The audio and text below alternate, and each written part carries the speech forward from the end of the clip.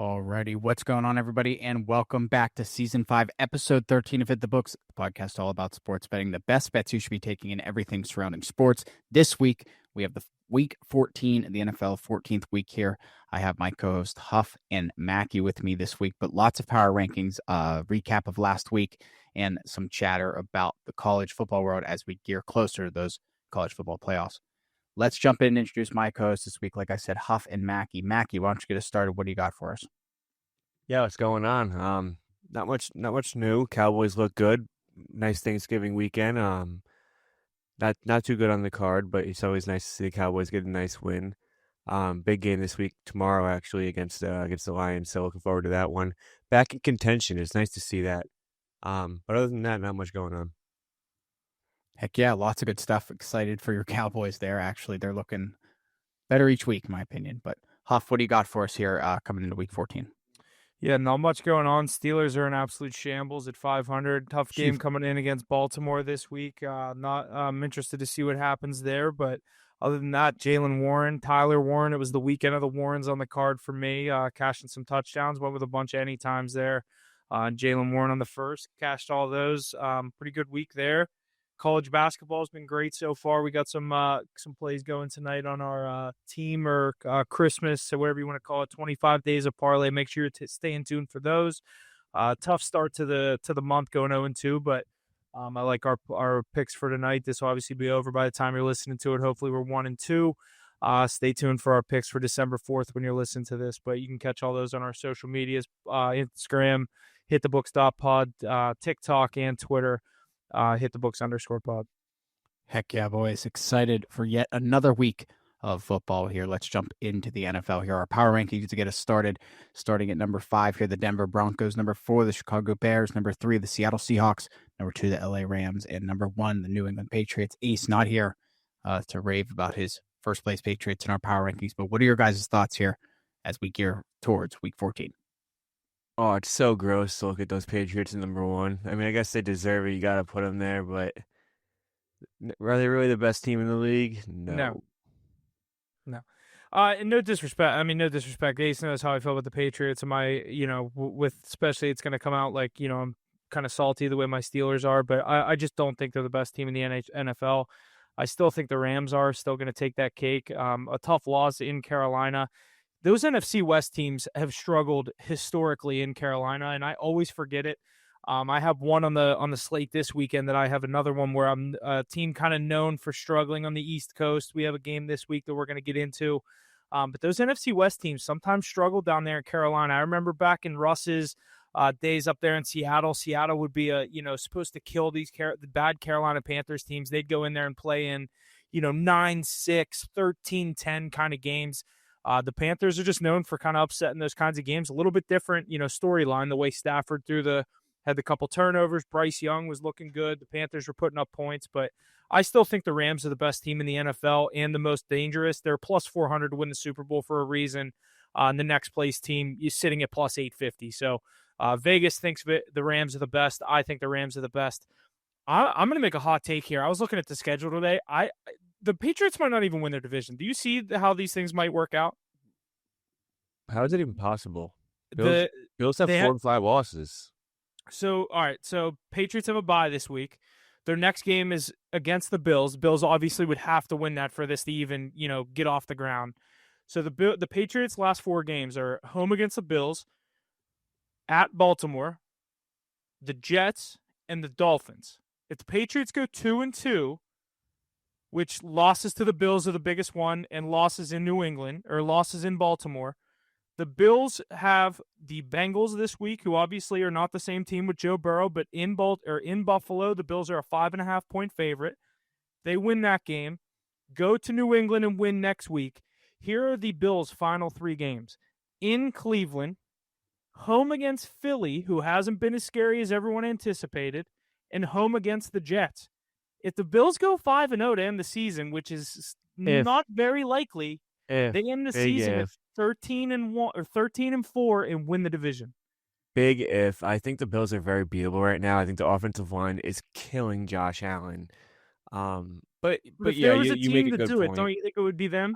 I think I would be very surprised if the Patriots swept the Bills. So you got to say that's 1 win for the Bills, 1 loss for the Patriots right there. Then If it's they literally get through Joe the Burrow Bills this week. The Bills have to win out. It won't happen unless the Bills win out. Well, yeah, obviously, but if they can get through Joe Burrow this week, you could see Joe Burrow and that Bengals team finish 9-8. There's a scenario where the Bengals can win the division at 8-9. Like, who do they have? They have the Bills, Ravens.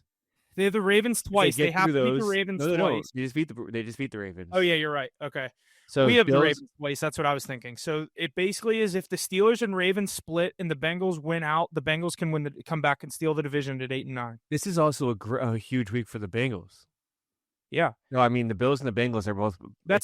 Those are both teams that need to win so bad. Because the Bengals only have Dolphins, Cardinals, Browns after the Ravens. So if they can win, they could be looking at 5-0 too. The scenario I saw for the Bengals to win this division, I saw it on that. It was one of the guys that do that or work for that Better company. It was actually a really good video. If I can find it, I'll play it just to make it make sense. But it was the Bengals can lose this week, and they basically win out after this, and the Steelers and Ravens split, and then the Ravens would win the division at 8-9. Here we go. Can you hear this? Cincinnati Bengals are making the playoffs this year. Here's why. I'm going to go through the remaining schedules for the Ravens, Steelers, and Bengals right now. Tell you who's winning every game and why the Bengals are going to come out on top in that division. Did you hear this? I'm going to say some crazy shit to make this happen, but no, all these scenarios are super likely to happen. Let's start the coming week. The Ravens play the Steelers in Baltimore. The Ravens win that game, move to 7-6. The Steelers to 6-7. They're both still first and second in the division. And the Bengals play in Buffalo. We got Josh Allen, Joe Burrow. I think the Bengals lose that one and fall to 4-9 on the season. Oh, no, Jack, 4-9. How the fuck can the Bengals make the playoffs if they're below 500? 8-9 wins this division, and the Bengals have the tiebreaker. So let me show you. Because the next week, the Bengals host the Ravens, and they beat them again, just like they beat the shit out of them on Thanksgiving. And the Steelers host the Dolphins. They'll beat the Dolphins. So you got the Ravens at first 7-7, and the Steelers at 7-7 in second place, and the Bengals at 5-9 in third. Still a little work to be done. Here's where the Bengals get some help with the schedule, because the Ravens are going to lose to the Patriots at home. They fall to second in place, 7-8. But then they hop back to first after the Steelers lose to the Lions in Detroit. And all of that's happening while the Ravens and Steelers are playing the Patriots and Lions. The Bengals travel to Miami and beat the Dolphins, move to a nice 6-9 record. Only a game out of first place now with 2 weeks to go. And if you want to bet on any of these games, the Better Social Sportsbook is live with money lines, spreads. Packers. Interesting. Got to throw that ad in there. 7-9, second place in the division. And they stay in second because the Steelers travel to Cleveland and they beat the Browns, go to 8-8. But then in 1 week, the Ravens go from first to third because the Bengals are beating the Cardinals in Cincinnati. They have the tiebreak over Baltimore, so they're second place at 7-9, just one game behind the Steelers at 8-8. And then week 18, this is going to be absolute cinema for the AFC North. Each team with a chance to win the division. And the Steelers and Ravens play against each other in Pittsburgh. The Ravens eke that one out, 8-9 for the Ravens, 8-9 for the Steelers, but the Ravens have the tiebreak above them. But look at this matchup the Bengals have week 18. The Cleveland Browns at home. All you have to do, Joe Burrow, is beat motherfucking Shador Sanders or Dylan Gabriel or whoever the fuck the Browns put at quarterback out there to win the division at 8-9 to make the playoffs. And of course, So that scenario can't happen. Basically what he's saying, if that happens, the Bills and Bengals can't both come back and seal their division, because in that scenario, the Patriots would have to beat the Bengals, and the scenario for the Bills to win the division, the Patriots would have to lose. You know what I mean? Yeah. Mm-hmm. So, but one of those, I feel like one of those is way more likely to happen than we think. I would love to see the Bengals win that division. Obviously, you guys wouldn't, but it would be so funny if that actually ended up happening. Listen, they're right there. They're only 2 games out, 5 weeks to go. We'll have to see. Should be good though. Should be a good stretch. Lots of good stuff there, boys. Let's jump into our Week 13 recap here. Starting out, Week 13 of the 2025 NFL season began on Thanksgiving with a win by the Packers, Cowboys, and Bengals. Marked the first time since the NFL added a third game to the holiday that all 3 underdogs won outright. On Black Friday, the Bears extended their win streak to 5 games with a decisive win over the Eagles. Chicago running back Kyle, I don't know how to say this, Monangai. Monangai. And Andre Swift each ran for over 100 yards in the victory. In the early window on Sunday, Carolina quarterback Bryce Young threw 2 touchdown passes on 4th downs from 33 and 43 yards in a win over the Rams. The 49ers trimmed the Rams' NFC West lead with a dominant victory over the Browns. Tampa Bay broke its 3-game losing streak. The Dolphins won their 3rd straight, and the Texans won their 4th straight. The Jaguars secured an easy victory over the Titans, and the Jets defeated the Falcons on a field goal as time expired. In the late window, the Seahawks shut down the Vikings in rookie quarterback Max Brosmer's first NFL start. Brosmer threw 4 interceptions, including a pick 6 in the second quarter. Meanwhile, the Bills ran all over the Steelers to pick up a comfortable win. The Chargers also breezed past the Raiders, who couldn't get their offense going in their first game without fired offensive coordinator Chip Kelly. On Sunday night, the Broncos beat the Commanders in an overtime thriller, and on Monday, the Patriots became the first team to 11 wins in a commanding victory over the Giants. Let's jump into Week 14 here, starting out with Thursday Night Football, Cowboys and Lions in Detroit. Lions are the favorite here. 3 points for them. Their money line sitting at -160. Cowboys at +135. The total sitting at 54.5.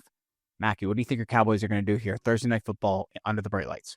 Yeah, I haven't been on the Cowboys once this entire season. I really think they get the job done here. They're playing.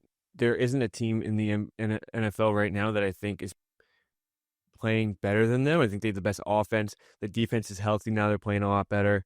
Ever since they went down 21-0 to the Eagles, they 24-0 outscored them to win the game. You just beat Patrick Mahomes and the Chiefs on Thanksgiving, biggest stage. Dak Prescott's playing MVP football. I just don't see a team really beating them right now. The Lions are struggling. It's hard. It might be hard to go into Ford Field and get a win for sure, but the way this team's rolling right now, and they know they can't afford a loss, I think they eke this one out. I agree. I something about this Lions team right now, they just don't seem like they have it. And I know a lot of people are pointing the finger to losing the coordinators. What's going on there in Detroit? I definitely don't think it's easy to lose both of your coordinators. Some of the injuries they've had, they are getting some help back on the offensive line. I assume this week with Frank Ragnow coming out of retirement, whatever that was a week and a half ago, he didn't suit up last week for Thanksgiving on a short week. You got to think he's going to be back in the lineup on Sunday or Thursday this week. Back-to-back Thursday games for both the Lions and the Cowboys. That's an interesting schedule there. So not really a short week for either team, a true 7 days, just not the normal NFL calendar we're used to. I do like the Cowboys in this game. I'm going to take the 3 points. I think they are able to win the game outright, but I'm going to take the 3 in case Dan Campbell fucks around and tries to mess up this spread going for 2 or going for a 4th down or something. All righty, let's keep it moving here. Excuse me. Into Sunday, our first game, 1 o'clock, Dolphins and Jets here in New York. The Dolphins are the favorite here. 3 points is the spread for them. Their money line at -150. Jets money line at +125. The total sitting at 41.5. What do we think about this first 1 o'clock game? Dolphins on a good streak here. Dolphins are sneakily playing their way back into a playoff picture. I don't think it ends up happening for them, sitting there at 5-7. But after the start of the season they've started to string together a couple wins. It's going to be cold up there in New York. I'm probably not going to take the Dolphins here. I like the under 41.5. I think both of these teams are going to struggle to put up points. 2 not great defenses and a low total. Cold weather, that just kind of tells me they think it's going to be a low-scoring game. I'm going to take under 41.5. Yeah, I'm going to go with the Jets here. I think, Dolphins already beat the Jets in Miami. You got to come to New York. You know how Miami plays in cold weather. And Jets are already basically out of the playoffs. You know what they love to do is ruin their draft picks as well. So let them go on a little streak here and string a few wins together to ruin that draft pick. Yeah, I think that's going to be a real interesting game. I mean, Dolphins on a good streak here, but definitely see what happens. But one of the better, a game I'm excited for this week. I'm really surprised both these teams are actually 6-6. I didn't realize that. Steelers and Ravens here, 1 o'clock here. Ravens the favorite at home. 6 points for them. The total sitting at 42.5. Ravens money line at -275. Steelers money line at +225. Huff, what do you think's going to happen in the 1 o'clock game? Do Steelers advance to 7-6, or do the Ravens advance to 7-6? This is a tough game. Getting 6 points on the road. All signs are pointing to not even really a Steelers blowout here. Just everyone's so down on the Steelers, but so down on the Ravens. Both these teams, a lot of expectations coming into the year. Didn't expect to see both of these teams at 6-6 at this game in their first divisional matchup. I'm going to take the Steelers plus the 6 points. Anytime Mike Tomlin and everyone's down on the Steelers, Mike Tomlin saying, our identity is 6-6 and I don't like it. I don't think the Steelers win the game. I really hope they don't win the game, and I want that on the record. I don't think this team's going anywhere. So winning games at this point is just fucking up our draft pick.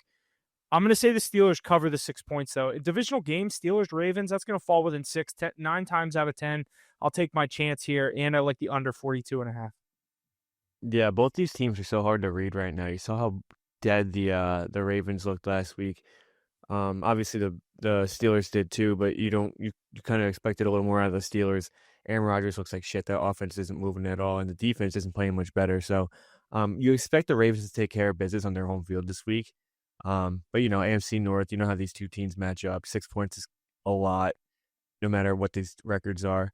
A lot on the line here. I'm gonna go with the Ravens to win, but don't have a play in the 6 points. Hopefully my Steelers can pull ahead and get a win here, but we will see what happens. 6 points is a very interesting spread. We'll see what happens. Another 1 o'clock matchup here. Seahawks and Falcons. 9-3 Seahawks, 4-8 Falcons. Falcons at home. Seahawks are the favorite here. 7 points for them. The total sitting at 44.5. Do the Seahawks cover that 7-point spread? Mackie, what do you think? Yeah, this Falcons team just looks hard right now. I know they're on their home field. It's going to be hard to go across the entire country and kind of dominate a team like that. But with the way the Seahawks looked last week, slow start, ended up winning, 28-0 against those Vikings.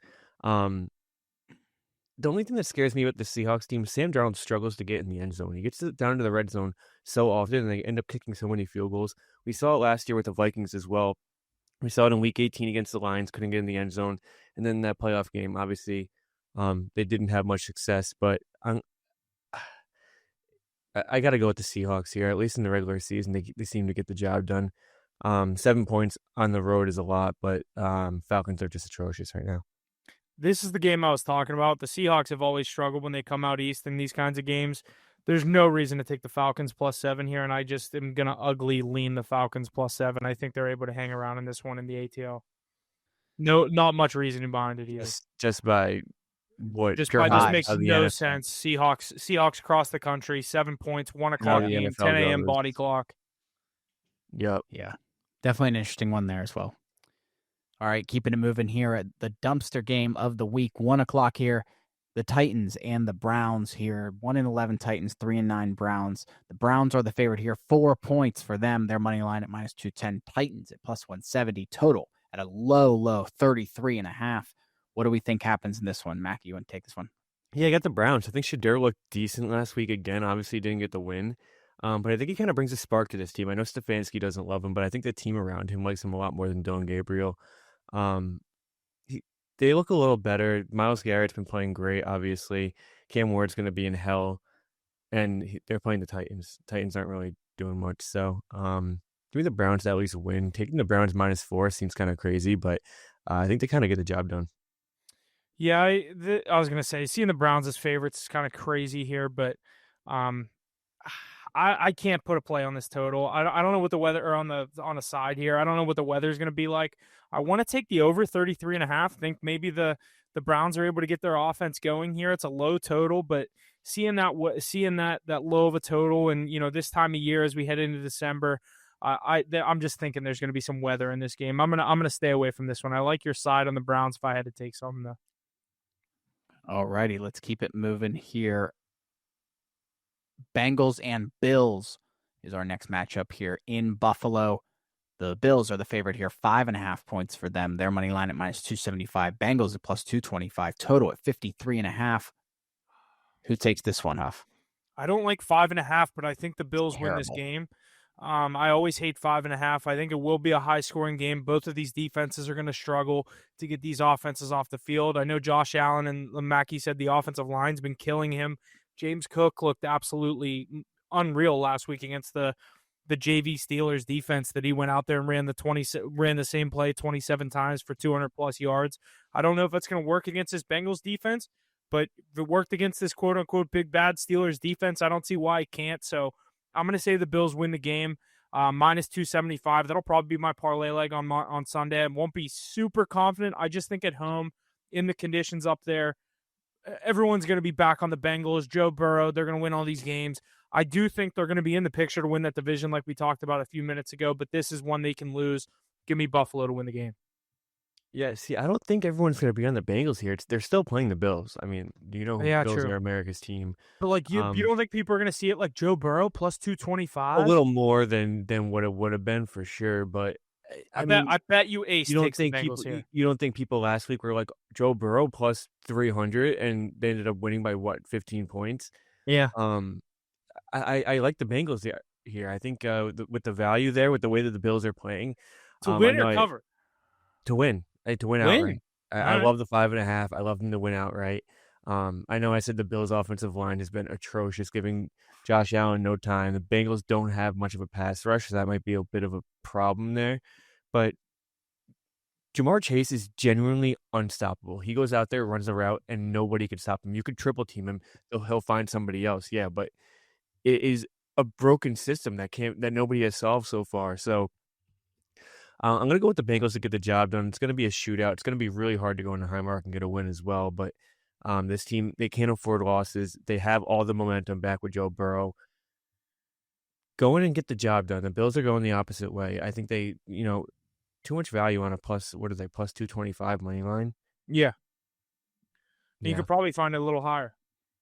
Jamar Chase props as well. Remember last time I took that? We know is T. Higgins back for this game? He is questionable, but he has a concussion, so it's they won without him. You got to think they can do it again. It's really just matters about Burrow and Chase, but yeah.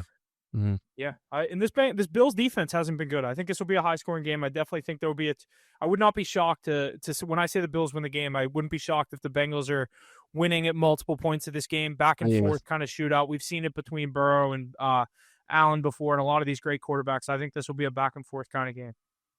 Yep, definitely.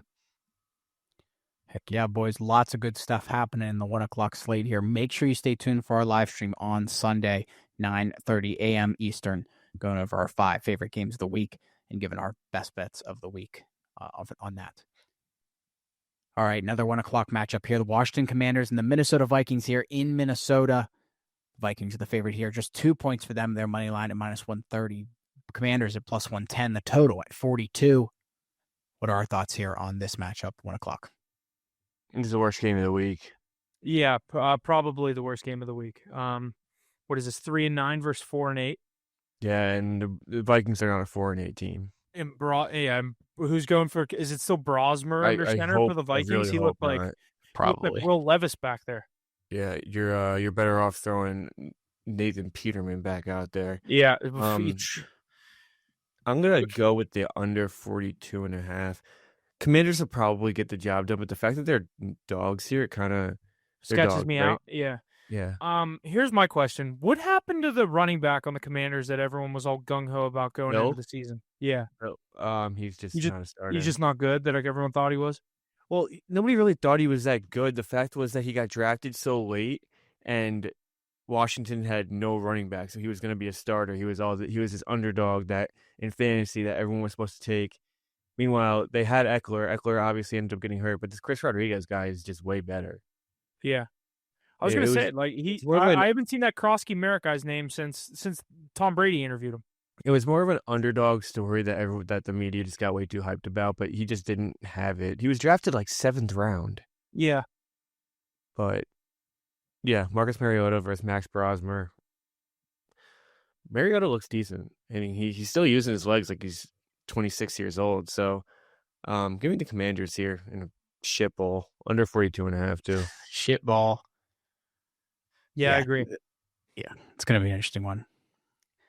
Alrighty, moving forward here. Saints and Bucks in Tampa here. The Buccaneers are the favorite here. 8.5 points for them. The total sitting at 42.5, just a half point higher than that last game. What are our thoughts here? Saints 2-10. Do the Bucks cover 8.5? This is a scary game here because this is a divisional matchup at 8.5 points. I hate it on the road. I think I said the Saints were going to cover last week. I don't know what they ended up doing. I can't blank on who they even played, Mackie. The Dolphins.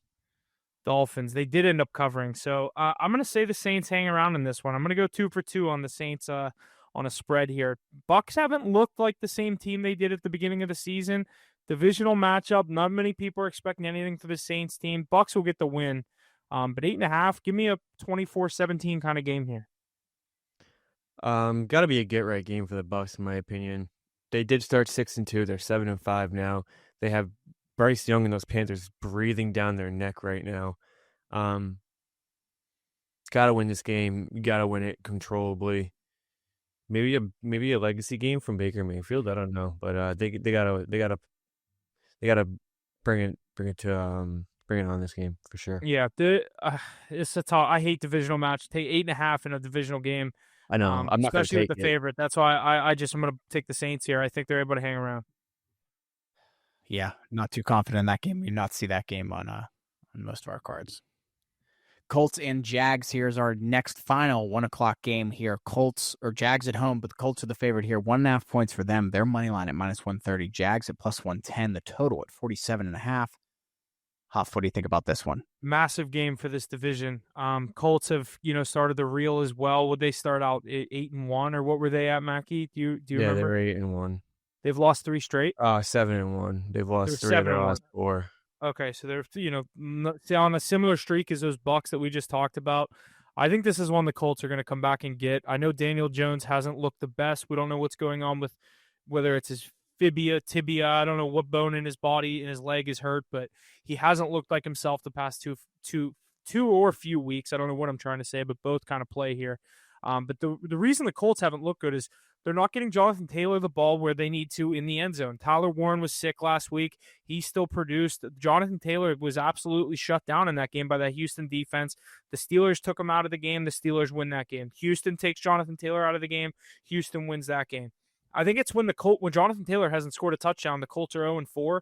They're 8-4 on the year. The recipe is going to be to get Jonathan Taylor in the end zone twice, get that offense going. I think the Colts get a big win here and take the division back over. Yeah, I like the Colts as well. I just think it's more of I think the Jags are so overrated. They're just beating up on bad teams. They're sitting at 8-4, 3-game winning streak, but it's Titans, Cardinals, a weak game from the Chargers they got, and they beat the Raiders 2 weeks before that. I don't love this team. I think Trevor Lawrence, I hate him so much. Don't ask me why, I just hate him. And I just think the Colts are better than what they've been playing. So, divisional matchup on the road, I know it's going to be tough, but give me the Colts. Yeah, I agree. All righty, keeping it moving here. 4:00 slates up here. Broncos and Raiders here in Las Vegas. Broncos are the favorite here. 7.5 points for them. Their total for the game at 40.5. What do you guys think about this one in Las Vegas? I like the under here. I don't think there's much offense going in this. The Broncos defense has been stingy. Their offense hasn't gotten going at certain points. I think this is a low divisional scoring game. 10-2 versus 2-10. I'm going to take under 40.5. Broncos will win the game, but give me the under. Yeah, we just saw these teams play on Thursday night and do a 10-7 game. Would it be crazy to think the Vegas Raiders won this game? Not really. I think it's crazy. Broncos are finding ways to win left and right. I think the 7.5 comes into play, but they could be down 14 with 2 minutes left, and they'll still find a way to win this game because that's just what they've been doing all season. They're kind of the Chiefs of last year, actually, but Broncos get the job done. They're still overrated. So I wouldn't be surprised if the Raiders cover this number. And the Broncos are a block or a flag on a game-winning field goal away from being 11-1 right now against the Colts. Week 2. Yeah, but they're also probably 6 plays away from just like when the Vikings did it, when the Steelers did it with the one-possession games, it could easily go the other way. Absolutely. We're kind of in trouble with Alabama here. I know. And you see Arkansas, totally is this like a game? Yeah, but I'm not worried about Arkansas with the number. Yeah. Just the money line. What's Bama at right now? They're back up 4, but they were just down 2. Okay. I'm going to flip that on. Knicks look safe. They're up 12, 6 minutes left in the third. All right, I got Alabama on now. All righty, another 4:00 matchup here. Bears and Packers in Green Bay. Packers the favorite here, 6.5 points for them. Their money line at -285. Bears at +230. The total sitting at 44.5. What do we think happens in this one? It's probably our game of the day. 9-3, 1-seed Bears. Not many people expected them in this spot, and in this game in Lambeau. Packers a 6.5 point favorite here, 44.5. I'm expecting some. Are we expecting some snow in Lambeau? Can we get a weather report up there on Green Bay? I don't know if this is like a weather thing or the Bears are just being underrated yet again. Yeah, because this is scary. I like the Bears +6.5 here. Sunday is a high of 18, a low of 3. No precipitation. Did you see? No It's win. going to be just a classic, though. The Bears are good, but the Packers still own them. I saw Maybe. something about the Packers. What is this? Week 12? Week 13? 13, 14, something like that. 14. I saw Jordan Love's record after week 12 is like 15-4 with like the best TD to interception ratio in NFL history. So that, damn, I don't know if they bring that into play though. Like, I don't know. I'm going to take the Bears think, plus 6.5 here. I'm going to ride the hot hand. is this their first matchup this year? I think so. Because that's important as well. Let me see. Bears I'll get into that real quick. Let's see. Who's the Bears' first game against? The Vikings. They started 0-2. Yeah, the Vikings. Yeah, they still play the Packers twice. They play them in Lambeau, then they host the Browns, then they host the Packers. It's one of the twice in 3 weeks kind of thing. Bears plus the points. I think they could definitely lose this game, but I mean, to give this team 6.5 points right now is nuts. I agree. Don't take the money line. Take 6.5. Great teaser opportunity, in my opinion, for the Bears. Yeah, good at 12.5. Jesus Christ. Yeah. Love it. Alrighty, keeping it moving here. Rams and Cardinals in Arizona this week, 4:00 here. Rams, the favorite, 8 points for them. The total sitting at 47.5. What do we guys think? 8 points, whack number. Forget the spread. I don't know why we're not taking Davante Adams to score 17 touchdowns every week. He's unreal. The catches, the yards, the 2 touchdowns last week, even in a loss. I mean, he's just been Stafford's absolute true weapon that we didn't really know he was missing. I mean, we've seen him with Kupp, we've seen him with Nakua. He loves Nakua, and then I saw I think it was Talladega Nights scene where he asked, what if I win? And that you saw that where it's Nakua and Adams. He's like, well, if you win, how am I gonna win? How am I gonna win? He's like, yeah, you're right. Silver ain't that bad. That's so true with this because last week I had Nakua. Anytime, I don't know why I did it. Devontae vultures 2. Kyron gets in. The Rams are, they lose that game. This is one they're absolutely not going to lose. I actually like the Rams minus the 8. I know I said 8 points in a divisional matchup is scary. Awful loss. I am not betting against this Rams team. I think Stafford's going to come in here and prove a point. This is going to be a high-scoring game. The Cardinals have been putting up points. A pesky defense down there in Arizona, but I'm going to take the Rams minus the 8 in a high-scoring game. I think this one could be 34-20, something like that. Yeah, I'd be surprised if the Cardinals actually score 20 points. I like the Rams as well. Devontae Adams this year has 14 touchdowns, and the next highest touchdown scorer is Devontae Adams inside the 5-yard line with 9. So That's says disgusting. a lot about just being a absolute red zone target right there. Yeah.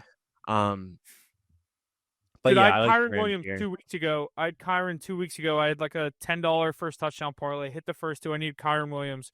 Get down to the 1-yard line. I'm like, oh my god, it's actually going to happen. Nope, they're the only fucking team that throws the fade on the 1-yard line still in the NFL in 2025. I mean, it works. Why fix it if it's broken? Exactly. But, yeah, it's absolutely nuts what they're doing right now. But yeah, Matt Stafford get right game. I think he throws for 3-4 touchdowns, 300 yards. Takes back over the MVP conversation. Alrighty, keeping it going here. Do we know the odds for the MVP right now? What are they currently? Drake Mays minus 125. Who is Mays? Let's see what MGM has. I'm looking. Dak Prescott is in third at plus 1,200. Futures. Drake May minus 1,200 or 120. Excuse me. Matt Stafford at plus 1,500 or 150, right? Plus 115. Jordan Love at plus 1,500. What? Wait, Jordan Love's 15. That's Sorry, third. Matt Stafford is 115. Jordan Love is 1,500. And where's Dak? Dak is right behind him at 1,500. Yeah, I saw plus 12 for Dak in third. Yeah, it just depends. It's a 2-man race right now. Unless Dak or Love go fucking nuclear at the end of the season, and one of them fall off majorly. I would love to see Dak go Dak's nuclear. gonna get his comeback player of the year award, and they're just gonna call it that. I think this is. I think the NFL wants Stafford to get this award so bad. Yeah, I agree. May's going to be in this picture for the next 5 years. I don't think it's a good enough reason to give it to him, but I think No, I agree. But the voters are going to go that way if it's 50-50. But I also think that he's playing better football than Drake May. I do too. Drake May doesn't have a 300-yard passing game. Not that he hasn't been asked to do that. They're playing fucking JV teams. Like Ace is freaking out for beating the Giants on Monday Night Football. It's like, yeah, dude, they have 2 wins. You should be killing the Giants. Yeah, don't get me wrong. I mean, Drake May is playing incredible Yeah, football. he's playing. just That's think what I mean. Like, I don't want Matt to take it away Stafford. from him. They're having a great season. It's just like you got to look at the schedule, dude. Like, you should be winning these games. Yeah, and Ace is like, you guys didn't believe me on Drake May. I'm like, yeah, because the last time you said this was about Mac Jones. Yeah, it's boy who cried wolf, dude. You signed Cam Newton. You thought you had Super Cam up there in New England. 2014, Cam Newton came back. But, now we have Cam Newton and Drake May beefing on First Take. No, but it's going to be a tight race on. I mean, if Patriots finish 15-2, Drake May should win the award. Yeah, I agree. But I just don't think they're going to. I just don't think they do. I think they finished 13-4. I think I see 2 more Would that losses be on the Patriots schedule. If they go 13-4, the Rams go 12-5 or 11-6. Is that enough? But Stafford has like 11 more touchdowns in him. Yeah, I think he has more turnovers too, though. I think after, let me see, because we were And looking passing at it. yards, they're both like 1 and 2 or something like that. 1 and 3. I was gonna say passing yards. I think they're pretty close because Stafford will have like a huge game and then kind of drop off. May's been more like consistent. May's at 34-12. Stafford's at 30-7-3. So he has 350 more passing yards. Let's see what the touchdowns is. It's like 34. Stafford leads the league with 17 touchdowns with 32 touchdowns. Second is Dak. Fourth is May with 23. He has 9 more touchdowns, and May has 2 more interceptions. Yeah. I mean, there's definitely a conversation for both. I think May has been sacked 40 times. Stafford's been sacked 17. That's crazy. I think and Drake May has an extra game played. Keep that in mind. So he has 350 more passing yards, 9 less touchdowns, 2 more interceptions, and Drake May's on a bye this week, and Matt Stafford's about to play the Cardinals. Yeah, that's big, especially with the nine more touchdowns as well. Yeah. So, because I think he throws for 2 more, 3 more this weekend. Yeah, but I think it's going to come down if Drake May can win these big games on the stretch. You got the Ravens, you got the Bills. It's going to come down to if the Patriots beat the Bills or Ravens. Yep. How's that Bama game looking? 74-70, 5 minutes left. 74-72. Arkansas is up 9 with 5 left. All right, that should be good. Yeah, what are the Knicks doing? Spread is good here. Knicks are up. I actually checked that. I haven't looked at it in a minute. I'll check it. We can get on this next game. Sunday Night Football here, Week 14. Texans and Chiefs in Kansas City. Chiefs are the favorite here, 3.5 points. Their money line sitting at -185. Texans money line at +154. Total sitting in an even 42. What are your guys' thoughts here on Sunday Night Football? Now it is literally must-win time for the Chiefs. And that's why Vegas is telling you, here's 3.5 points. You think the Chiefs can't lose this game. Here you go. Dude, the Texans are on a 4-game heater, too. I mean, and their defense is so good, dude. I'm just going to take Will Anderson is just incredible right now. I think this is an under game, defensive style. I think the Chiefs might pull it out, but I love under 42. I even love maybe a Bears in this under teaser. Get this at 48, that at 12.5. I love it. There's not many times when I tease through 0, but I think I'm going to tease through 0 here and get the Chiefs tease at +3, +2, +2.5, 3. Yeah, it'd be 2.5. I think at even money. You throw them in a 3-leg teaser, you could get like 4.5, 5. I think they either win this game or they lose in some bullshit fashion where it's like they're up 1 and it just ends their season. Yeah.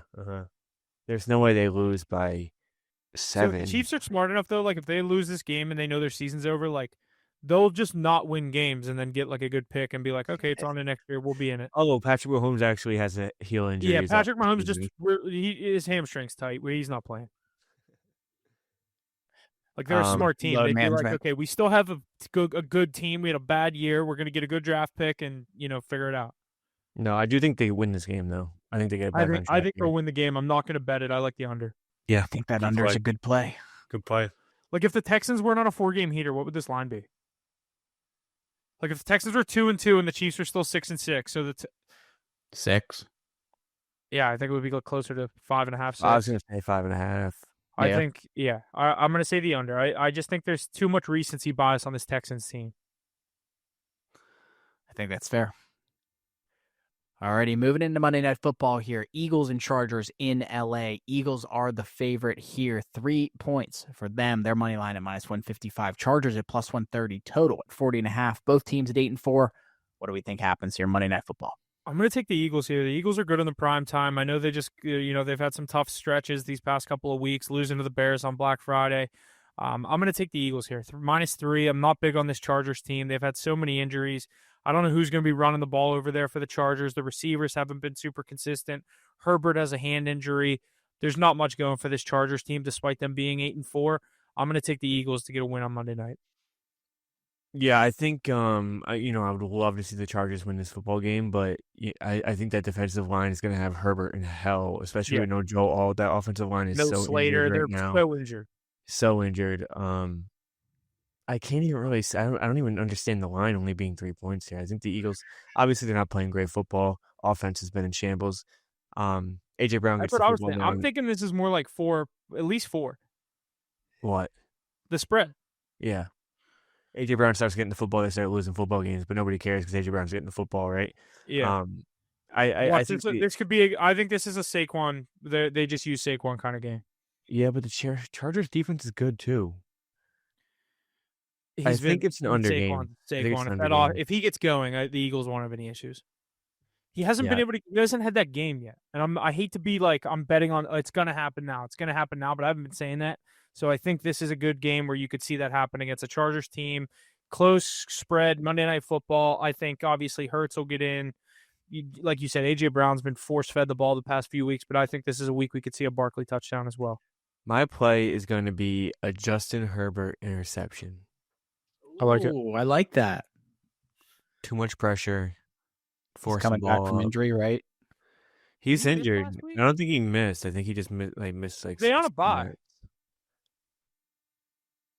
They might have been on a bye last week. No, they weren't on the bye. They played the Raiders. No, who'd they play? With the Raiders. Raiders. That's why I don't remember it. But I'm gonna go with the Eagles to get the job done. But I really think Justin Herbert does an interception in this game. Yeah, I like that. I think Jesse's the only one that's carded a pick so far this year. It was Daniel Jones, and he hit. Did you, Jesse? Yeah, like week 1 or 2. It was like week 2. Alrighty, that's gonna wrap up everything we have in the.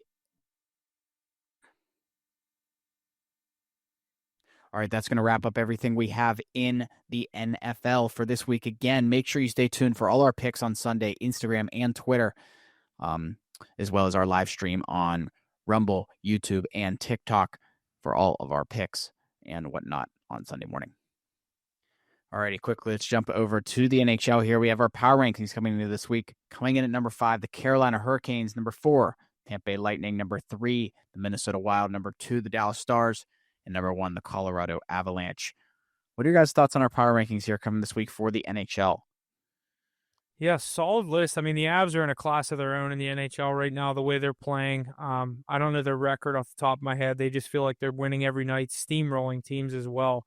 But some of these other teams, Dallas, we have the usual suspects as we expected, would rise to the top by this point in the NHL season. Dallas, Minnesota kind of surprising in there, but Carolina, Tampa Bay, excuse me, 4 of those teams we expect to see in there, at least 2 from the East and 2 from the West. But Colorado's sitting there right now at 19-1-6, still only 1 regulation loss, 44 points. Dallas right there behind them with 39 at 17-5-5. So those 2 are the class of the NHL right now, mainly just Colorado. They're rolling and buzzing on all cylinders, and they deserve the number 1 spot for a reason. Yeah, agreed. Avs are just out of control right now. Devils look good too. Devils are right there. Yeah, they got edged out of our list here, but yeah, they are. Is Jack Hughes back soon? Yeah, he should be. From that hand injury, whatever the hell happened, he got cut or something. I don't know the injury report, but he should be. Yeah, I don't think he was out that long. Your Rangers have been stringing together some wins. They're back. They're getting back in the picture. Yeah, they got to get like 5 in a row though, and they just keep dropping 1 or 2. It's big win against the Stars last night though, huge. Or they'll win 1 and then lose 1, and not like the big thing with like the reason the Penguins have such a good point record right now is they have 5 loser points. They just keep forcing games to get to overtime. Yeah, I mean they're only big to get a point, guys, but those loser points add up at the end of the season. It's big to get a point for sure. Yeah. NHL is definitely an interesting league here this year. I feel like our list has changed a good bit throughout I think the. it's Colorado and everyone else right now. Yeah, you're definitely not wrong. For sure.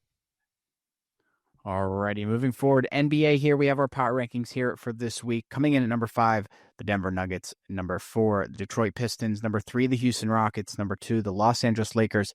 And number 1, who are the Thunder? Why am I blanking? Oklahoma City. Oklahoma City. They're at the And top of our list in the past 4 or 5 weeks. I've said how many weeks? Season and a half. Right. This is very similar to the NHL list. This is Oklahoma City and everyone else. They're 21-1. They're obviously on pace they're in the conversation for that. Warriors 73-9, Bulls 72-10. How many wins is this Thunder team going to get? People are already starting to jump out and make those assumptions. Do they get to 74 plus? I think they do. The way this team's playing right now, they still don't even have everyone back. Their depth is unreal. SGA is looking like he's going to have another MVP season. But their depth players, AJ Mitchell, even some of the guys, like they haven't even played Topic. They have so many players that they could just plug in on some of these other teams, I feel like. And it's looking like they might get another number 1 or top 3 pick in this draft with what's going on over there in LA with the Clippers. Look for this Thunder team to stay where they're at. Detroit has been a surprising team, 17-4. The Lakers, a lot of people expect to be good with Luka, LeBron. They bring in DeAndre Ayton. It looks like they got their big man. We'll see what that means in the playoffs because some of these other teams in the West, like Jokic, you run into the Nuggets with some of the Nuggets, you run into the Rockets with some of the big men they have. There's a lot of good big guys out West. So Lakers are having some fun right now at 15-5. I'm going to stay, kind of humble on them until we get to the playoffs. I'm not going to have a true read on them until I see them go up against some of these top teams. Houston right there as well, 13-5.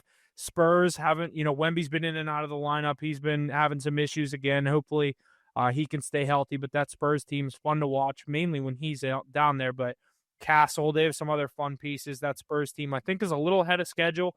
But when Wemby's playing, they're a team to be reckoned with. In Denver, obviously, for good reason with Jokic.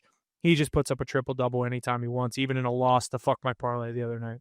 Yeah, it was crazy that they lost that game. But, yeah, I don't think OKC gets there. I think they'll sit around 70, 69 wins. But they're riding hot right now. It's hard. You hit those certain parts of the season. They might lose 2 out of 3, 3 out of 4.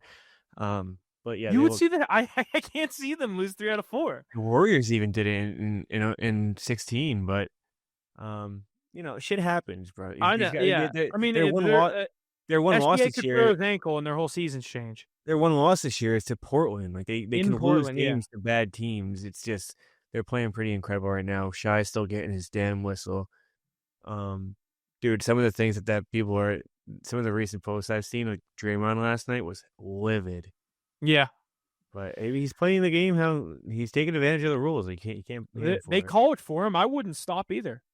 No, it's not his fault. It's just you just won an MVP and a championship off it. I'd keep fucking doing it till they stop it. But yeah, they're pretty unstoppable right now. It should be next 15, 20 games are going to be very telling about if that record's in play. In play, yeah. If they're sitting there at like 37 with less than fucking four losses, they're going to get it. The Warriors are 24-0, and then I think they were 36-2. So if they get what did I say, 35-ish and like 3, I think they're in play. Yeah, for sure. The Warriors also lost a game to the fucking 15-win Lakers that year too. Yeah. So yeah, it's like one of those things where down the stretch, you just got to beat those bad teams. Also, that 73-9 team didn't win the championship. So if they even get to 73-9 and win the championship, it's like technically better. The best team ever. Yeah. I think if you put that Warriors team up against this OKC team, they'd get smoked. 12-point spread, and the Warriors win by 30. Yeah. They would just shoot so many threes that the Thunder wouldn't even know what to do. Yeah. Imagine prime Draymond just backing down Chet. Prime Clay, too. Yeah. That team also didn't have KD, so imagine if you take the KD team. Yeah. I'm thinking that, wait, that team didn't have KD? No. That was the year that they beat KD when that was the 3-1. Yeah. With the KD team, the 2017, 2008, or 2016, 2017 team had KD. That team is the best team of all time. That's when they won back-to-back. Yeah. And Durant was Finals MVP both years. Yep. Alrighty. Arkansas basically won, by the way. What's going on in Alabama? Clemson's about to shoot free throws. They have a chance to go up one. Oh my fucking god, dude! I can't. 2:19 left. I'm gonna put it on. Alrighty, lots of good stuff there in the NBA. Let's jump over to the college football world here. College football coaching news continues to be the hot topic in the sports world. As in the past week, I saw Lane Kiffin officially sign a 7-year, $91 million deal, become the next head coach of the LSU Tigers, leaving behind his number 6 Ole Miss. Do you like this hire for LSU, and did you think he was ever going to stay in Oxford, Mississippi? I never thought he was staying. I thought he was just kind of egging the process on. Obviously, he wanted to coach him in the playoffs. A lot of stuff coming out now. You know, he said in his statement after the team even asked the athletic director, a lot of these players are coming out saying, you know, we were the ones in the room. I don't think any of us said this, or, you know, asked for this to happen or whatever. Kind of saying like to the coach, if you're going to leave us, fuck you. We don't want you either. But I think the writing was on the wall for Lane Kiffin to make this move. We've seen him do it how many times? Left Tennessee after 1 year to go to USC. He did it to USC, did it at Alabama. He got fired in the middle of a playoff. He's not scared to leave at a big time. He obviously led Ole Miss to their best season in program history. They're in their first college football playoff ever. I think Lane Kiffin, though, deserved to make this decision with what he, coached himself up to. He gets the opportunity to go down to LSU, get one of the biggest offers on college football history, the second highest paid head coach at $13 million a year, gets $25 million a year in NIL spending. That's really just going to set the bar going forward for what these boosters and stuff are going to have to do in the era of NIL. Because if you ask me, I don't think LSU should have made that public, what he's getting in NIL to spend a year, because now whatever Tyson or Arkansas is going to call the owner a Tyson chicken, and BYU just had the crumble cookie isn't it guy. public? Donations have to be public. It's got to be public. It does? I didn't know that. So, it is but like, there's a thing like they're just going to go to all these boosters. Hey, you see what LSU's doing? You see what they gave Lane Kiffin? We need whatever, 20 million, 25 million, because we just saw I'm blanking on his name. It's like Kalani Sitake, the BYU coach. There was rumors he was going to go to Penn State. The crumble cookie guy comes in. That's what everyone keeps saying. Writes the check, gets the job done. He stays at BYU. We've seen obviously the LSU guys, the Raising Cane's guy. They just all have these billionaires that just are alumni that love to feed money to the programs. I would do it too if I had that kind of money, so I don't blame these guys either. WVU would be the nastiest football team if I was a billionaire, but I like the move for LSU. I've always followed LSU with my uncle being an alumni there. I hated Brian Kelly, so I'm at least happy to see them have a coach back that I like.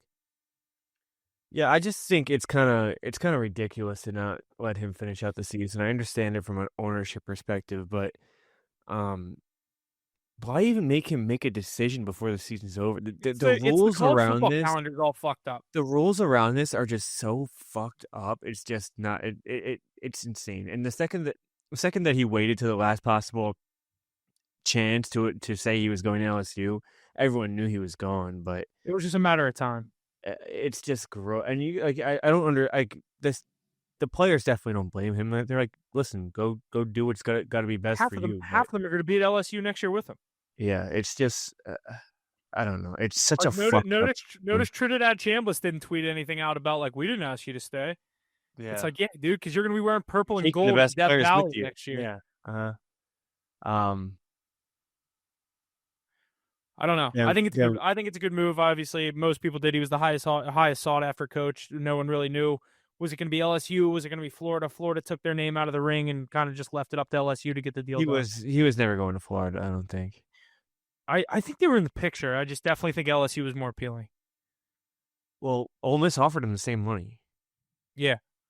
It's just here's what I said. Like last night, I guess he was doing his press conference, and they asked him like, "Was this a financial decision? Is that something?" Yeah, I saw this. He was like, "I don't even know what I'm making here." Yeah, bullshit. Like, yeah, dude, bullshit. you know your daughter, and even if you didn't, your daughter came running in the room. 91 million? 91 million? Fuck out of here. But good for Lane Kiffin. LSU should be competitive again. Yeah. Already favorites in Ole Miss next year in his revenge game. He's what? Their favorites? What's the line? It's LSU's a 1.5 point favorite in Ole Miss next year. You know how like for those big college football games, they always release the line Yeah. like way early for the people that want to bet it. Uh-huh. LSU is a 1.5 point favorite. Listen, Probably that line just will because not Gifford, be like, 1.5 by the time it No. hits there. So wait till Chambliss is a Tiger. Wait till all those guys are transferred, and Ole Miss barely has a might team. want to hammer it now. I was gonna say, yeah, it's on FanDuel if you have any interest. Game looks good, by the way. Alrighty, another point here in the college football world. Ohio State offensive coordinator Brian Hartman will be the next head coach at USF. Hartman was rumored to be in the picture for Big Ten rival Penn State. Rumors say Penn State did not believe Hartman was the best fit in Happy Valley, causing Hartman to go to USF and make a name for himself as their new head coach. What are your guys' thoughts on this? I think this is a weird move. Obviously, a lot of people were expecting him to maybe be in the picture for Penn State, Kentucky. Now they just fired Mark Stoops. There's a couple other spots in there that, people expected him to go to. His brother worked on the staff at Kentucky with Mark Stoops. He's still there. People thought that was going to be a potential spot for him, but he's going down to UCF in the group of 5. I believe they're in the American, trying to, make a name for himself in the head coaching department. We'll see him at a big school if he succeeds there in the next 2 or 3 years. USF, James Madison, these are all just feeder schools now to get you a bigger contract 2 years later. What is this about? Sorry, I didn't hear the introduction. Hartline from OSU just took the USF job. Oh, I did see that. Yeah, get him a head coaching job, make a little more money. And then basically just he's going to be a Big Ten coach in 2 years. Oh yeah, for sure. So how the cookie crumbles. It's gonna be interesting to see how they control NIL in the upcoming years, though, because they can't keep getting away with this. It's not a system that can last, but they're just letting boosters just throw money at these programs. Throw it around, yeah. It's impossible to withhold for that long. So like Portnoy gave Bryce Underwood $12 million for 4 years, and like it didn't even look like you're paying. There was a lady that FSU went to that's a billionaire for DJ Ukulele. And they went back to her the year after, and she was like, "Fuck you guys! Look who I just gave my money to." That's the type of shit that's gonna happen. Though you're gonna be like, look, like Nico Iamaleava, like who gave the money for him? Yeah. So I actually did read something, and I believe, don't quote me on this, I want to say LSU is like one of the big teams that's doing it. There's insurance companies that are writing insurance policies for this stuff. So these kids that are getting this money and just doing nothing and running away, the schools are getting money back because they're paying a premium. It's got to be in the contract. It's not a part of theirs. It's the school is insuring themselves if they lose this money their somehow. Investments. They're true. Yeah. All right. If like the player doesn't come to fruition, they can like write claims back to the insurance company. Yeah. When you say fruition, do you mean like he has to be a Heisman candidate, or do you mean I'm not saying like that, but like they fail out in 3 years. Like he gets a DUI in his first. Yeah, gets in trouble. Like gets injured is a big one. It can't be on-field performance. I don't think that. I'm sorry. I know what you mean. Yeah. Sorry, that made me think of it. That makes sense. Have you guys looked into the SCORE Act? Do you guys know what that is? No. What next time you watch a college football game? We just watch a commercial. It comes up every single break. This I forget his name. Fuck. But this booster from Texas Tech, big oil guy, billionaire, is proposing this SCORE Act where it caps NIL each program. So Texas Tech as a whole, every single program is allowed to spend $20.9 million. Basketball, football, women's basketball. All combined. They said 90% of that would go to football, basketball and football, but it caps it out, and but it also gives players complete protection over their money. There's no way that the money could be taken from them. Right. It gives it like eliminates like the age salary cap. Yeah, it's exactly a salary cap. But then other things come into play. Like these guys aren't like they're not employees. They're students. Yeah, so correct. And it's like you think about it, like the way college football was 10 years ago. Like if I'm a 5-star and you're a 3-star, I'm going to get the full ride, and they're going to tell you, hey, we don't have any more full rides, but we can give you a half scholarship. That's the same thing nowadays. I'm going to get $5 million. You're going to get $2 million. You know what I mean? Like, well, and then you see that guy Kadick from Barstool. Like he said he was making $300,000 a year as a center. Tell me one guy out of the state of Indiana that knew who that guy was before he was at Barstool. There's nobody. making He had to be doing. He had to be $300,000. like some of those guys though. They have good agents, and they're doing like Yeah. ad deals off the field. Like they're not even getting that money No, from the school. I Like think they're his doing car commercials and fucking T-Mobile commercials. yeah, and you're right. You're right. All local stuff, you know. appearances at Joe Schmo's coffee shop for Yeah. $10,000. Like Yeah, it's just I worked at a car dealership. We used to Aaron Donald. Every time he would come home, my dealership would give Aaron Donald a Navigator just for free, and he would do a commercial, and they would pay him. I don't know what they paid him to do the commercial, but I'm sure he didn't do it for free.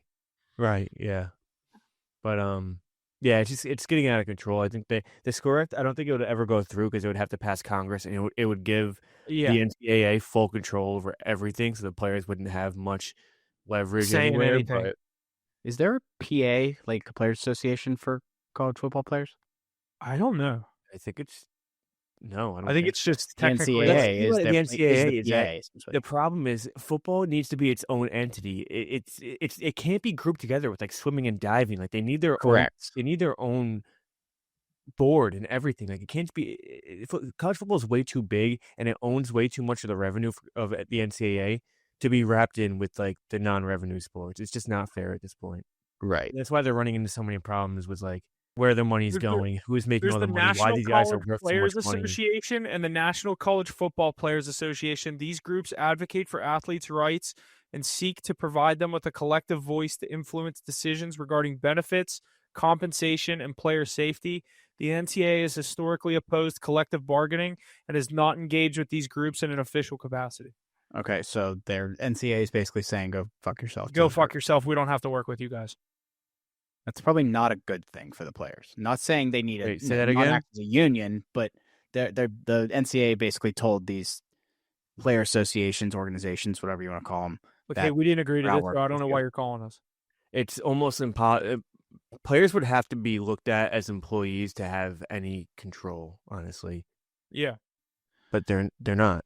And it's They're- like it's- they're not an employee. Like you'd have to sign, like to be an employee, you have to sign Mm. all the fucking work papers and shit. Like you're truly signed on to work. there. University employee. Yeah. Yeah. I mean, Well, that's where it's got to look at like we've talked about this in some of my classes where it would be like Alabama football team, or it would be like the Crimson Tide at the University of Alabama. Like it wouldn't even be like college students. Oh, Like, yeah. it would Yeah. be like a schools, business within the The school. Tigers teams- of Louisiana would State be University. teams representing the college that aren't college students, which Yeah. is what. So that's what you would have to do if you want to make these guys employees. It's just all these guys want so much control, but they don't want the everything else that comes with it, and it's just it's such a fucked up system, and it all just They moved on. knew what they were getting into when they opened this can of worms. I'm shocked they did it. I knew they were going to have to do There it was soon. no way to not do it. It was just how they were going to go about it, and They opened it so wide open, though. They didn't think it was going to be like, holy fuck, I don't know, this got out of hand real quick. well, the second they get a little taste of the money that they were getting, it's like I want Yeah. more. Everyone wants more. What are we Yeah. going to do to get more? It And I can also only don't think go they realized like how willing that these billionaire boosters were going Billionaires, to be. yeah. Like, here, fire Brian Kelly, I'll pay the check. Oh, we want Lane Kiffin, I'll pay that too. James Franklin was only gone because Adidas paid for his buyout. Yeah. Right. Well, he- and here's no, he the didn't. other one He- about LSU that I He want to say. negotiated a lower buyout. What? But They Adidas accepted paid, a lower Adidas buyout. paid the entire thing. No, that he only took like $7 million. Who? James Franklin. He had to get the difference I don't because think so. he had to keep He said, "I'm going to applying go look for a jobs and job." coaching. So, and then he got a job, so they only paid him a The fraction. difference. You also see the Brian Kelly Brian Kelly sued them and then he won. Yeah. LSU still owes Ed Orgeron $17 million, Brian Kelly $54 million, and they just signed Lane Kiffin to $91 million. Yeah, what is it, like 120? And they promised $25 million in NIL by August. It's like $160 million dollars in three coaches, and two of them don't even work for you anymore. It's just boosters throwing money at them. Yeah, and they They're get like, we're sick of not winning for the last 5 years. Go get Lane Kiffin. We'll give you $25 million. I want to find an up-to-date article on what these teams are spending. it's probably the big dogs in the like. I don't know what Ohio State spends every year, but they have a fucking NFL roster. Like, Ohio State makes $280 million in revenue a year, though. I didn't know that. Right. I mean, it's definitely makes sense, right? I mean, football tickets alone drive in so much money for these schools and basketball TV tickets deals, and you go, TV let alone you go deals. to the Well, that college was the football whole thing is playoff. that you look at a situation like Johnny Manziel, like they made a whole new stadium because of him, and he wasn't seeing $1. So that's what kind of opened everyone's eyes. Like they need a When cut. Manziel was signing helmets in a hotel room for $50,000. Yeah, and he looks like the bad guy, right? Yeah. Now look what these fucking kids get paid. All right, let's finish up what we got here in the college football world. Going through our our rankings here for college football heading into Week 15. Coming in at number 1, Ohio State. Number 2, Indiana. Number 3, Georgia. Number 4, Texas Tech. Number 5, Oregon. Number 6, Ole Miss. Number 7, Texas A&M. Number 8, Oklahoma. Number 9, Alabama. Number 10, Notre Dame. Number 11, BYU. Number 12, Miami. This week is the championship games for the respective conferences. What are your guys' thoughts on that? Yeah, you like my spelling there, Huff? Yeah, I had to fix that. Sorry. Yeah, some great games this week. Obviously, we have the conference championships, the ACC, Big 10, Big 12, SEC. Georgia, Alabama for the SEC. Ohio State, Indiana for the Big 10. The matchup everyone wanted to see. BYU versus Texas Tech. It's a big spread. Texas Tech's very good. They could slide into the top 4 and get themselves a bye in the playoff. Virginia versus Duke in the ACC. Not many people expected that. Is this basketball? Is this football? We don't really know. I'm going to take Duke to pull out that one in the ACC championship. I like what. Do you know the situation though? What'd you say? Duke wins. They're not going to make the college football playoff. No, I know that that's where everything's going to get all fucked up if Duke wins. Yeah, it's just absolute. That would be nuts to see a Sun Belt Conference winner and a AAC conference winner and no ACC champion. And no ACC team because 7-5 or 8-5 Duke wins the ACC. It's going to be interesting. There's some great games this weekend. I haven't looked into them too much to go through like early leans. That's the only one I kind of looked at. But Alabama, Georgia, that's a great game. Ohio State, Indiana, Big 12 championship, great game. What do you think of the whole college football layout though? You mean like how the bracket would look right now? What do you think about Notre Dame getting in over Miami? I think that's stupid. I think it's great. I think it's great. I really don't care about either of those teams, but like if you're gonna look at it that way, like here's the team I think should be in. If Bama loses or if BYU loses, one of those teams is possibly out. The team I think should get in is possibly a Vandy. Why should a team be penalized for playing an extra game in a Big 12 and that's why these conference championship games are going to go away in the next 2 years. Well, it's stupid because the Big 12 is such a big deal because if BYU wins the Big 12 championship, they're going to get in. What happens? And you can't take Texas Tech out. Why not? They're so good though. 2 losses.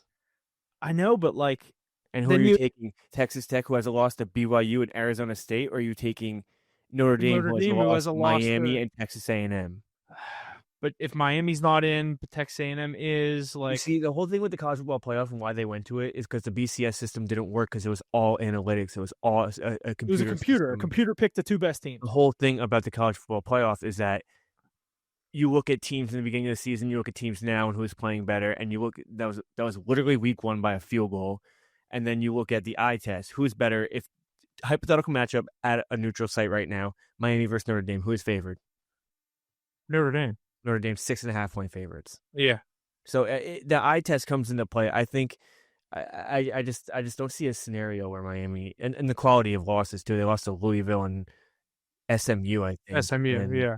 Notre Dame lost to 2 top 15 teams. Yeah. But the head-to-head does kind of throw me off, but here's the other one. Like I know, and I like Texas. I like Arch, but like I'm not saying they should be in it. But like a lot of people are saying, if they didn't play Ohio State, it's like I don't think going and choosing to play an out-of-conference game against Ohio State week 1 in the shoe against their defending national champions. Yeah, that shouldn't keep them out. What's keeping Texas out is a loss to 4-8 Florida. Everyone keeps saying that. They're like, oh, well, you shouldn't be penalized for scheduling great out-of-conference games. Well, don't lose to 4-8 Florida on your home field. Maybe that wouldn't happen. And then go to overtime the next week against Mississippi State. Yeah. Like, those are 2 games you should blow them out of the water. But the other thing is, but you can't tell me that Texas would not be in right now if they didn't lose to Ohio State. If they had 2 losses right now, they would be in. It doesn't matter if they lost to Florida or not. Yep, I agree. Yeah. But now you're going to if see they beat Ohio State or Florida, they'd be in the playoff. You're going to see a lot of teams not schedule those Ohio States and those Texases and those Alabamas in.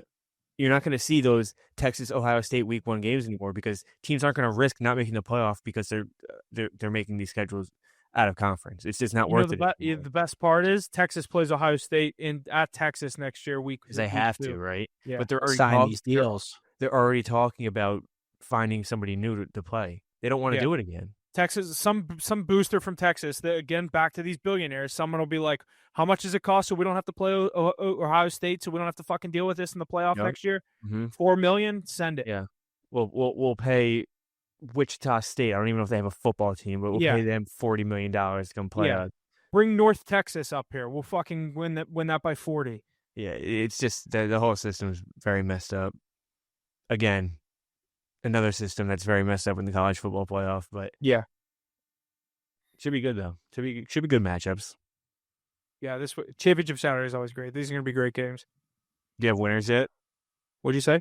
Do you have picks for them? Not really. I didn't look too much into. I don't even know the spreads for most of these games. I'll say them. You got them, Huff or Jesse? BYU, Texas Tech, Big 12 here. Texas Tech the favorite, 12.5 points for them. Total 49.5. Georgia, Alabama, SEC. Georgia 2.5 point favorite, -140 money line. Alabama +115 total at 47.5. Indiana, Ohio State, Big 10. Ohio State's the favorite, 4.5 points for them. 47.5 the total. And is that it? 4? 2 3? Virginia, 3.5. I see that here. I don't know if you you Virginia. Yeah, no, I did not. Virginia 3.5. Early looks at some of these, like the favorites. I don't know if I like 12.5, but I think Texas Tech handles business. I'd say Georgia, even though Georgia has an Alabama problem and that's been known. I'll take the dogs there. The one I'm interested in is I want to take Indiana, but I'm very scared of Ohio State. I don't know if I'm going to bet against them there. It's so hard, dude. And then Duke and Virginia. I said I like Duke. Yeah, I'm gonna go. I'm going to go Duke as well. I'm going to go Ohio State, Texas. I'm going to go Bama. I know they already beat them this year. 2.5 point spread. You're going to see a lot of money on Georgia here. And they could still win for sure, but I'm going to go with Alabama. Alabama could possibly be playing for a spot in the college football playoff. Mm-hmm. I'd like to see Vandy get in. They have no chance. There's zero chance. I think they're the team on the outside looking in. No, Miami is. But nothing else can move. Who would they get in over? I think it's probably BYU or Miami. BYU's out. BYU doesn't have a spot right now. Oh yeah, and Notre Dame doesn't have a game. I guess it would have to be Alabama slides out and one of those teams get in. Right, or you could see Vandy lost Alabama. That's one of Vandy's losses. Yeah, and I think they lost to Ole Miss too. So they lost to Texas. Vandy lost to Ole Miss or Alabama and Texas. Yeah, Vandy has a strong case as well. Both on the road. Listen, there's gonna be a 2-loss team that gets fucked. There might be 2 of them, but somebody's gonna be left unhappy. The thing is, we went from 4 teams to 12. You can go from 12 teams to 68 teams to 69, 70, the 71st team. They're still gonna be pissed. So every time, just be happy there's 12 teams. Be happy we have a college football playoff this deep, and move on. Alrighty, boys. Lots of good stuff. Lots of football this weekend. The conference championship games in college football world. A huge slate of NFL on Sunday. Lots to look forward to here. Week 14 in the NFL. Anything to add before we get out of here, boys? I think that's it. Stay tuned. We'll get some college basketball plays out. College football this weekend. We just went through championship Saturday. Trying to end off a great college football season that we've had on the card there. So make sure you're staying tuned for that. Remember, I said our 25 days of parlay, day 3 going right now, day 4 tomorrow or today when you're listening to this on December 4th. You can catch all those. HitTheBooks.pod, HitTheBooks_pod on Twitter. Thanks for listening. We'll see you guys Sunday for our Week 14 NFL live stream.